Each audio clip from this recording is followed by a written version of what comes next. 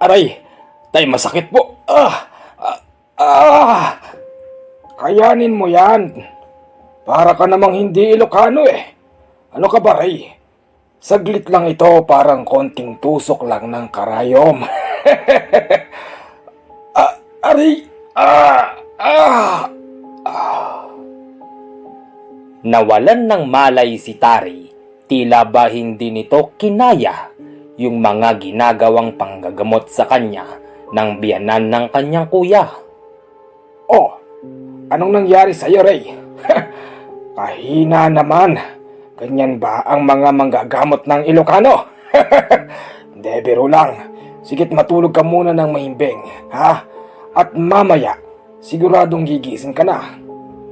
Fred, ikaw na muna ang bahala sa kapatid mo. Aalis na muna ako, anak, ha? Sige po, tay. Makalipas ang 2 oras, nagising na si Tari. Maniwala ka o hindi, Commander, yung mga sugat ni Tari na tinamo niya mula sa kuko ng mga aswang, wala na ito. Kuya, anong nangyari? Bakit? Asan na yung mga sugat ko? Ray, wala na yung mga sugat mo. Pinagaling na ni tatay. Paano niyang nagawa yun, kuya? Hindi mo kasi alam, Ray, ang kakayahan ni tatay. Noong araw, talagang gumagamot yan sa pamamagitan ng mga usal. Nakakapagpagaling siya ng mga tao na merong mga sugat na gawa ng mga matatalim na bagay. Ayos pala, kuya teka, nasaan na ibiyanan mo, kuya? Sa aking palagay, Ray, pumunta siya sa gitna ng gubat dahil nga dati siyang manggagamot. Mukhang meron siyang kinukuha doon ng mga gamit niya na ibinaon niya noong araw noong kalimutan niya ang ganitong klase ng propesyon niya sa buhay. Kuya, pwede bang samahan mo ako dun? Hindi na, Ray, wag na muna. Teka, sandali nga, kuya. Ano bang nangyayari sa'yo? Anong ibig mong sabihin? Bakit nagbago yung boses mo, kuya? Hindi naman ganyan yung boses mo, Anong ibig mong sabihin, Ray? Wag mo sabihin hindi na ako yung dati mong kapatid. Teka, sandali lang, kuya. Tumalikod ka nga. O, ano to? Ari ko, Ray, wag mong hawakan yan. Masakit. Ano nga yan, kuya? Hubarin mo nga yung damit mo. Nung hubarin ito ng kapatid ni Tari, kitang-kita niya na sa likod nito ay merong nakaumbok na 2 maliit na bukol. Kuya, ano to? Anong ibig sabihin yan? Hindi ko alam, Ray. Hindi ko alam. Lintik. Mukhang mali yata yung ibinigay sa akin na gamot ng mga yun. Hindi pwede ito. Baka maging aswang ka, kuya. Ano? Hindi pwede yan, Ray. Hindi pwede yan. Gawin mo ang lahat, Ray. Tanggalin mo sa akin yan, Ray. Sige, kuya. Antayin lang natin si tatay upang malaman natin yung mga susunod na hakbang. Sige, Ray, kapatid ko. Parang awa mo na. Nararamdaman ko rin. Parang... Biglang gumanon yung kapatid ni Tari, tapos bumagsak na ito. Nung bumagsak siya ay nawalan na ng malay. Alam na ni Tari nung mga oras na ito na yung kapatid niya ay totoong inaswang. Hindi lang basta aswang dahil sinabayan ito ng panglalason. Bali 2 ang ginawa ng mga aswang. Kung malulusutan niya yung ginawang lason, pagiging aswang naman ang hindi niya kayang lusutan. Itinali ni Tari yung kapatid niya sa isang matibay na papag at inantay na dumating yung kanyang biyanan. Makalipas ang 3 oras, yung biyanan niya ay dumating na. May dala ito na isang malaking sako at sa loob nito tila ba may mga laman na gamit pandigma. Tay! Oray, ano nangyari? Bakit para kang takot na takot? Tignan niyo po si Kuya Fred. Tignan niyo po, tay. Hala, anong nangyari? Akala ko magaling na si Fred. Hindi ko nga rin alam, tay eh. Mukhang mali yata, tay, yung ibinigay nila sa akin na gamot. Lintik, hindi pwede ito, tay. Baka maging aswang yung kapatid kong si Fred. Sige, ganito na lang. Antayin natin ang pagsapit ng dilim. Maiwan ka muna rito at ako munang bahala sa mag-asawang aswang na yan. Noon pa man ay sinabi ko na sa sarili ko na ayoko nang balikan ang ganitong klase ng trabaho ko. Pero sila ang namimilit sa akin upang ibalik ako sa dati.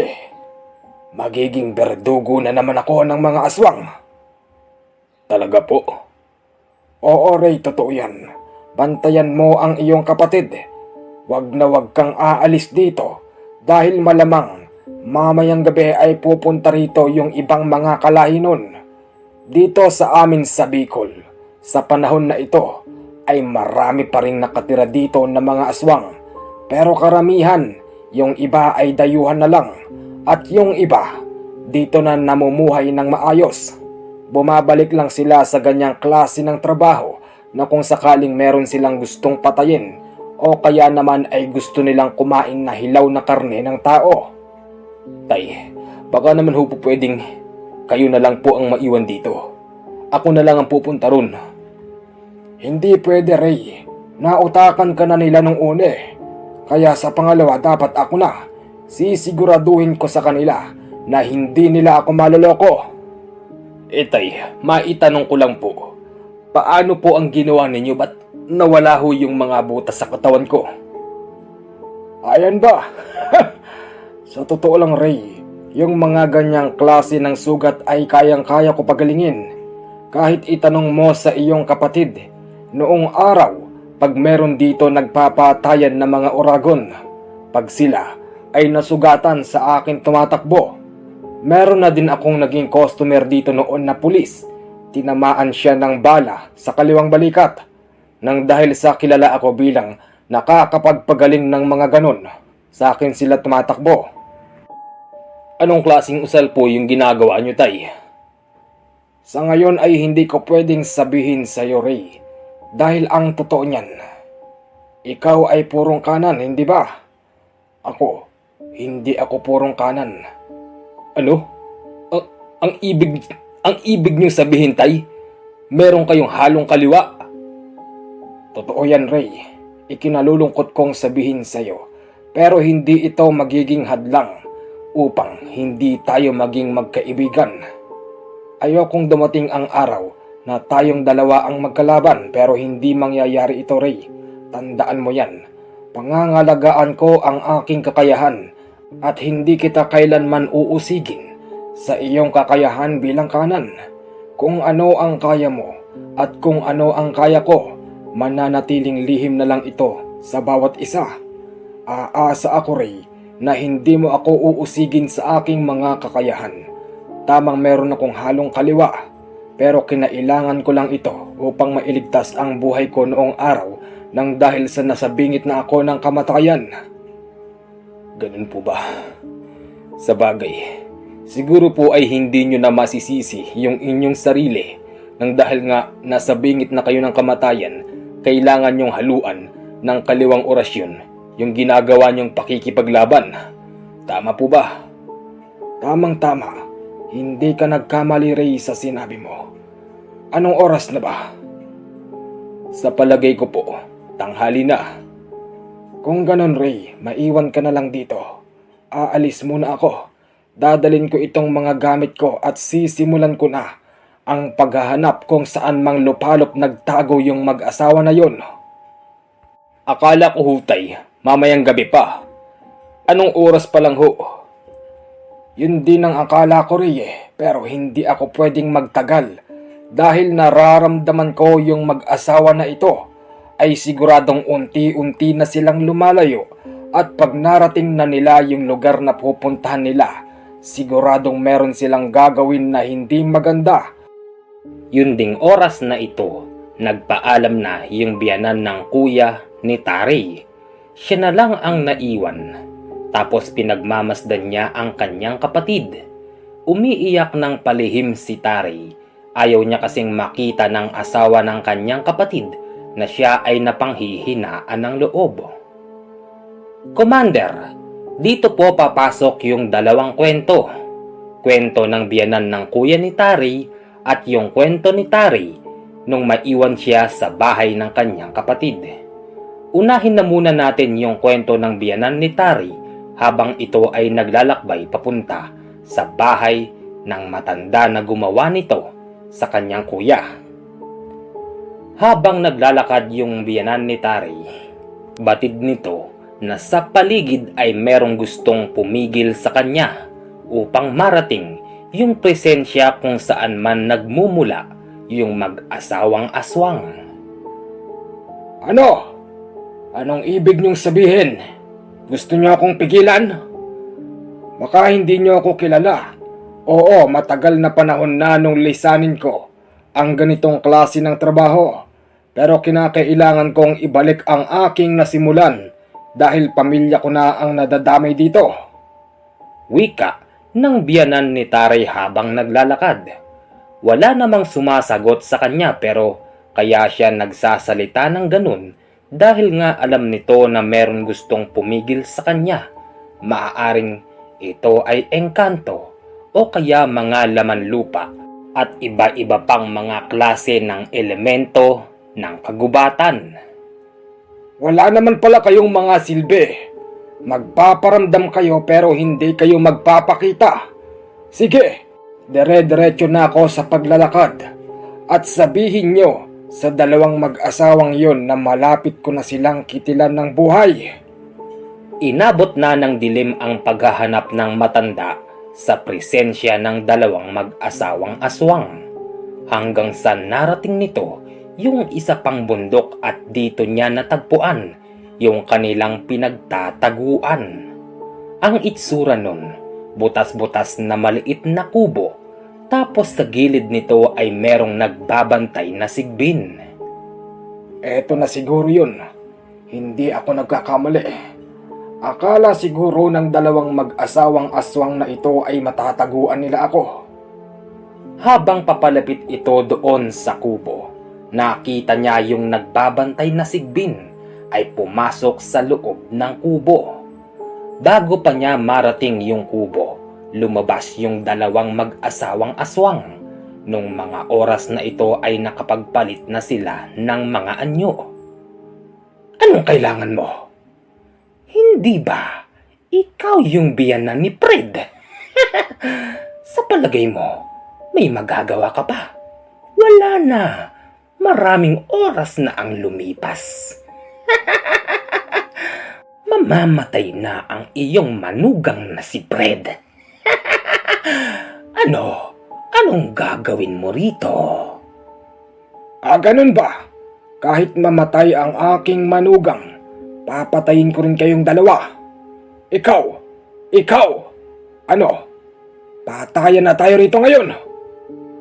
Sumagot daw yung lalaki na asawa nun. Ang sabi nito, Aba, nasobrahan ka yata ng katapangan. Baka hindi mo alam ang pinapasok mo. Nandito ka sa teritoryo ko. Dito ay kaya kitang ipakain sa mga alaga kong buhaya. Buhaya ba ka mo?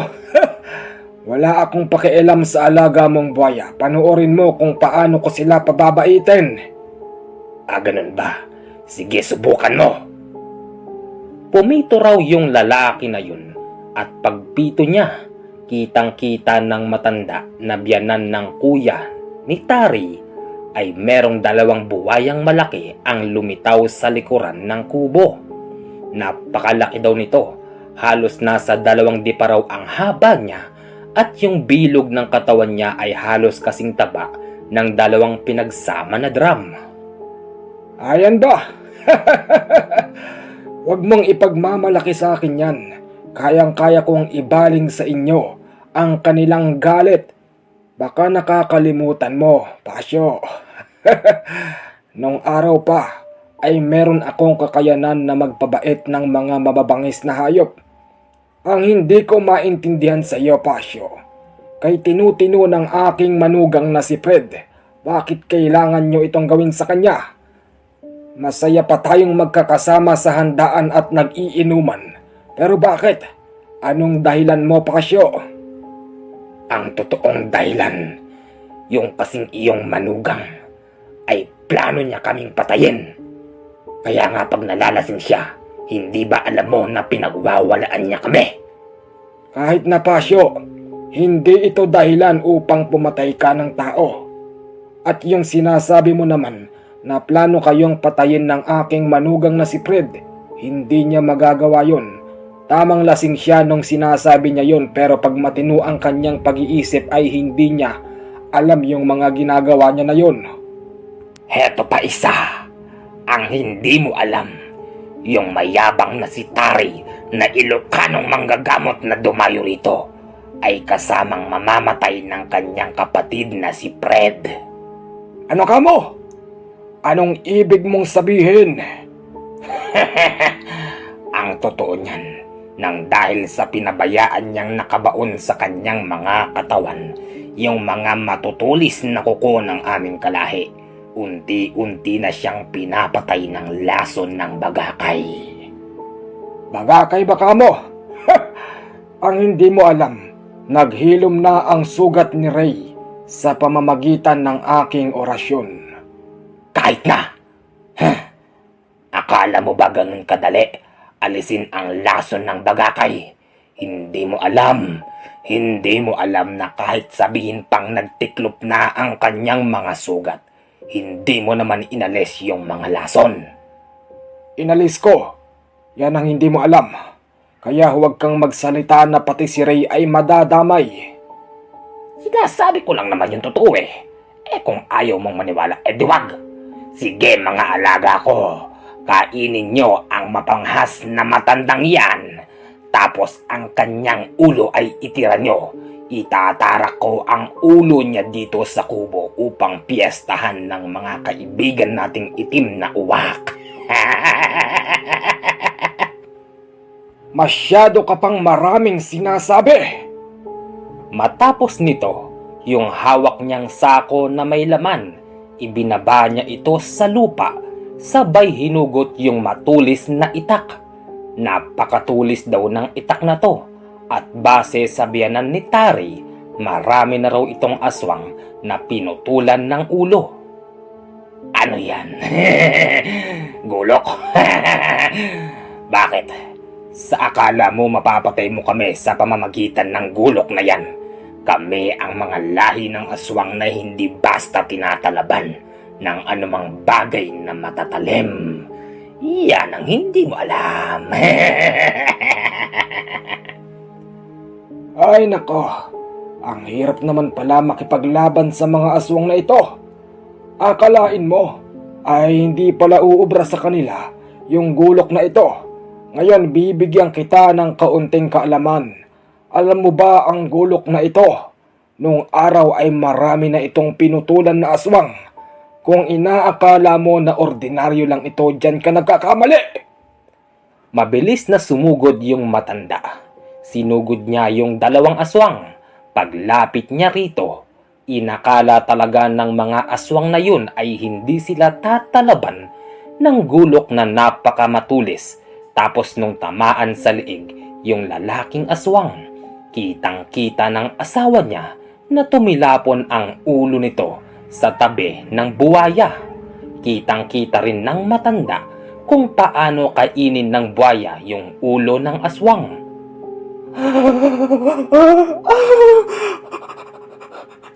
Tama na! Wag ako! Pagmamakaawa ng babaeng aswang. Ano? Akala ko ba hindi kayo tinatalaban? Masyado yata kayo na umangat ang kayabangan. Puputulan na rin kita ng ulo. Yan ang hindi mo alam. Sige, putulin mo. Pero ito ang tandaan mo. Magiging problema mo si Ray at yung manugang mo na si Fredo. Dahil sa oras na ito, ay laganap na sa katawan nila ang lason. Alam ko naman na hawak mo ang totoong gamot. Ngayon ibigay mo ito sa akin kapalit ng iyong buhay. Tignan mo ang asawa mo. Anong nangyari? Hindi raw tinatalaban ng itak. Kahit sabihin pa na ito ay sinaunang panahon pa at gawa lang ito sa bato. Marami ng aswang ang naputol na ulo dito. Tignan mo yung katawan ng asawa mo. Sarap na sarap yung alaga niyong buhaya sa pagkain ng katawan ng walang kwenta mong asawa. Ano? Ibibigay mo ba sa akin o hindi? Sa totoo niyan, kahit patayin mo ko ayos lang. At ang katotohanan, yung iyong manugang na si Fred ay magiging aswang na rin. Siya ang bagong sibol na magtatatag ng aming lahi dito sa lugar ng mga Uragon. Hinahamon kita! Hinahamon kita! Patayin mo ko! Sige! Patayin mo ko! Kung ayokong patayin ka, mangangako ka ba sa akin na ibibigay mo sa akin ang gamot? Hindi na.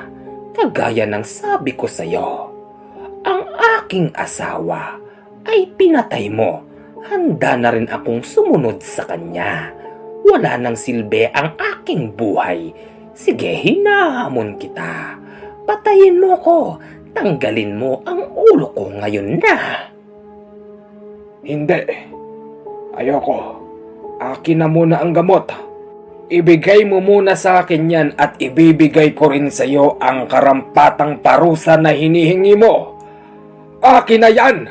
1, 2, 3. Ang ginawa raw ng biyanan ng kapatid ni Tari, nagalit ito ng sobra, kaya yung hawak niyang napakatulis na itak, agad niya itong ipinutol sa ulo ng babaeng aswang. Nung makuha nito yung hawak niyang gamot, madali itong umuwi. Pag-uwi naman niya sa kanilang bahay, dito na papasok yung kwento ni Tari nang siya naman ay maiwan sa bahay ng kanyang kapatid. Ray, andito na ako. Dala ko na ang totoong gamot na makapagpapagaling sa kapatid mo. Ray! Ray! Asa ng mga tao rito? Ray! Nung walang makitang tao yung matanda, pumasok yung bata na pamangkin ni Tari. Lolo! Opo, asa ng mga tao rito? Asan si Fred? Asaan si Ray? Hindi ko po alam, Lolo eh. Basta kanina, nung nagdidilim po, nakita ko po si Tito Ray at saka po si Papa, naghahabulan po sila, Lolo. Parang galit na galit po si Tito Ray kay Papa. Ay, ganun ba? Saan ko kaya sila makikita? Saan ba sila gumawi, Apo? Dito po. Pinuntahan ng matanda yung itinuturo ng kanyang apo. Dito niya nakita na yung kanyang manugang na si Fred ay nakalugapay ang katawan doon sa tabing puno, habang itong si Tari nakaupo rin doon at umiiyak. Ray, anong nangyari? Bakit walang buhay ang aking manugang na si Fred? Ang sagot naman dito ni Tari, Tay, ayoko sanang gawin to, Tay eh. Pero kung hindi ko ito gagawin, Tay, malamang na yung anak niya at yung asawa niya at maging kayo, Tay, papatayin kayo ni Fred. Tay, aswang na si Fred, Tay. Ano? Paanong nangyari yon? Hindi ko rin alam, Tay. Napakasakit sa kalooban ko, Tay, na ako mismo ang tumapos sa buhay ng kapatid kong si Fred. umiiyak si Tari nung mga oras na ito. Hindi niya matanggap na yung kapatid niya ay siya pala ang kikitil ng buhay. Pero sa isang banda, ayos na rin daw yun, nang dahil nga sa hindi na nito napigilan yung pagiging aswang nun, kailangan niyang kitilin ang buhay ng kanyang kapatid. Wala naman kasing kakayanan si Tari na ibalik sa normal na pagkatao ang isang tao na inaswang. Tay, tawad po. Hindi ko po ito ginusto, Tay, pero mas mainam na po ito, Tay, kesa makapambiktima pa ho ng iba si Fred, Tay. Hindi niya na po alam yung ginagawa niya, Tay. Kuya!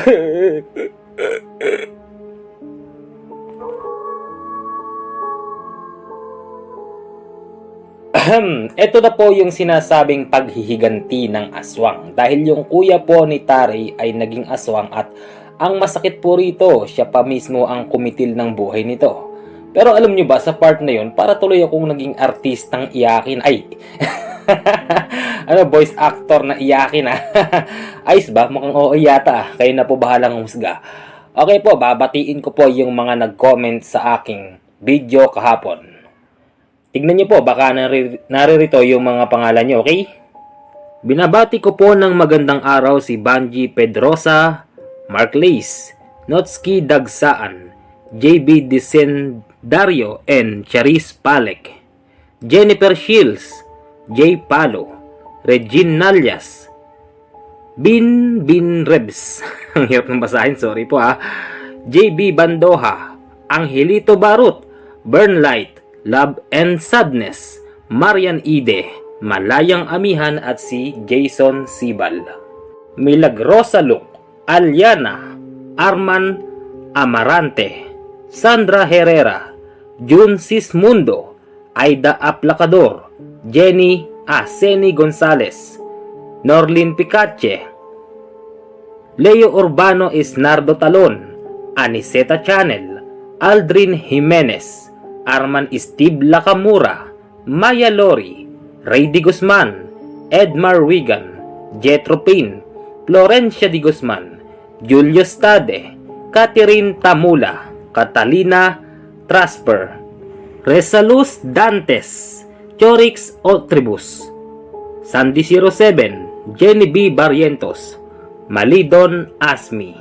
Binabati ko po si Eliazar Miranda, Paul Pamplona, Carlo Dolante, Federico Estacion, Marlon Sanchez, Dred Reyes, Teresita Cerone, Bless Nabaja, Sophia Amor, Kirby Kun, IB Estandian, Marites Cheer, Remelin Cascayan, Ripe, Pedro Tampos, Rupi Barrios Anora, Jan Patrick Manota, Doming Espa, Israel Importa, Chiro Bautista, Katkat Relucio, Renren Alcantara, Rose Binwag, Hector Apor, Ana Ponaki, Philip Lakipo Reyes, Ishi Agiro, Ishi Agiro ba yun? Sorry po Irene Laron, John Paul Balignot, Mark Ayuman, Mark Decena, Marjorie Reyes, Tripon Sugabo, Jocelyn Leonardo, Tess Flores, Wilson Elupre, Jamaica May Labay, Joanna Labay, Masyusha Ana, Lisel Ancheta Trinidad, Jeffrey Bersabal, JP Alejandro, Michael Romualdo, Mark Ryan Melgarejo, Andrew Magas, Romel Franco TV, Sherlyn Aranyo, Jun Mark De La Rosa Talon, Jan Latiban, Ronald Javier, Ice Cream PH, Ayen Mabalot, Mark Whitey, Mr. Late, Mimi Aboy, Dave Bustamante, DJ Inugaydan, Journey Akub, Sakto Mix Vlog, Joan Cano, Kuya Mo, Ariel Ramirez, Ariel Ramirez, Tersky Del Rosario, Hakuna Matata. Binabati ko po ang Isla Family from Paete, Laguna. Binabati ko po kayo dyan. Maraming salamat po sa pakikinig po ninyo sa aking channel. Sumunod, si Jabar Mendoza. Adrian, tulog. Uy, tulog Adrian, gising Joan Jazz, Nino Dandan, Celeste Borja and Brian Ilagan, Roger Wise, Ryan Alresismo, Badit 32 Taiwan at kay Mark Angelo at kay Mabet. Kahuli-hulihan po, binabati ko si RM Pugoy at saka po si Top T Happy Tot. Ayan, ayos na po. binati ko na po kayong lahat. Sa mga hindi ko po nabati, baka po hindi ko nakita yung mga pangalan nyo. Bali po, yung kwento na ito ay kay Tari. Antayin na lang po natin yung susunod na email ni Kuya Gino kung may kasunod pa ba ito. Okay, sana po ay masiyahan kayo sa aking pagbabasa kahit hindi po tayo perpekto kagaya ng iba. Okay, maraming salamat po sa pagsubaybay ninyo sa maliit kong channel. Ayan, nauutal na naman ako. Ingay kasi may nagtatakbo ang mga bata, yung mga yan. Basta bahala na po kayo mag-adjust kung ano pong sa tingin nyo. Comment naman po kayo sa aking video kung Commander, kapangit mo magbasa, ganun. Hindi po, biro lang. Sige po, enjoy na lang po kayo. Salamat. Ah,